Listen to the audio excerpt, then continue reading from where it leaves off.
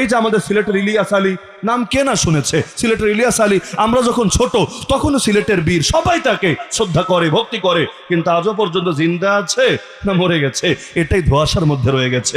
2021-এ 1,500 আলেমকে একসঙ্গে ঢুকালো।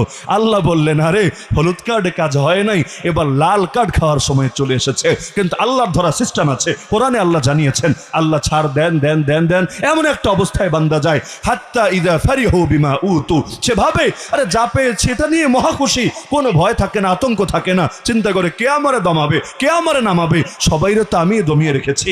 যেখানে বান্দার চিন্তা শেষ সেখানে আল্লাহর কুদরত শুরু, আরে যেখানে গিয়ে বান্দার দৌড় শেষ ওখানে আল্লাহর কুদরত মাত্র শুরু। আল্লাহর কুদরতের কোনো শেষ আছে? তো সবাই ভেবেছে আরে এবার তো মনে হয় বেঁচে গেছে। এমন বড় বড় রাজনীতিবিদ আছে, আমাকে একজন বলেছে, হুজুর আগামী 20 বছরেও আশা নাই এর ক্ষমতা থেকে সরানো যাবে। আমি বললাম যদি মরে যায়, মরলেও লাভ নাই, যে সিস্টেম করেছে ওই মরার পরও চলতেই থাকবে, চলতেই থাকবে। তো বড় বড় ঘাঘু রাজনীতিবিদদের কথা এটা।